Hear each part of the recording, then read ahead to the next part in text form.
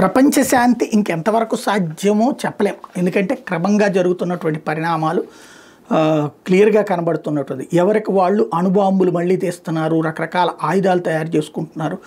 ఇదివరకు ఏదైతే ప్రపంచ శాంతి అంటూ అణు నిరాయుధీకరణ ఒప్పందం నుంచి రష్యా బయటికి రావడం, రష్యా ఉక్రెయిన్ మధ్య యుద్ధం, ఉక్రెయిన్ వెనకాల అమెరికా యూరప్ దేశాలన్నీ అండగా నిలబడినటువంటి సందర్భం ఇప్పుడు ఆగుతున్నది. అదే సందర్భంలో అటుపక్కన ఇజ్రాయెల్కి సంబంధించినటువంటి పరిణామాలు, వీటంటి మధ్యన ప్రతి ఒక్కళ్ళు అణ్వాయుధాల దిశగా అడుగులు పెడుతున్నారు. ఇట్లాంటి సందర్భంలో స్వయం ప్రకటిత నిషేధం విధించుకున్నటువంటి దేశాలు మళ్ళీ ఈ పోటీలోకి వస్తున్నాయి. ఇటలీ ప్రధానమంత్రిగా జార్జియా మెలోని ఎన్నికయ్యాక వాళ్ళు 40 సంవత్సరాల క్రితం అణ్వస్త్రాలకు సంబంధించి బ్యాన్ పెట్టుకున్నారు. ఇప్పుడు మళ్ళీ ఒక చట్టం తీసుకొచ్చారు. 1987లో రెఫరెండం ద్వారా అప్పట్లో ఏదైతే అణ్వాయుధాలని ఆపేయాలి అనుకున్నారో ఆ రెఫరెండంకి విరుద్ధంగా ఇప్పుడు మళ్ళీ నిర్ణయం తీసుకున్నారు. తాజాగా వాళ్ళు ఒక చట్టం చేసేశారు.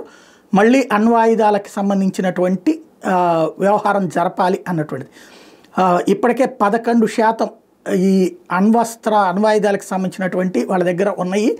ఇటలీ ఇప్పుడు $17 బిలియన్ దీనికి సంబంధించి 2050 దాకా కేటాయించాలి అణ్వాయుధాలతో కూడినటువంటి తయారు చేయడానికి అన్నటువంటి దాన్ని నిర్ణయం తీసుకుంది.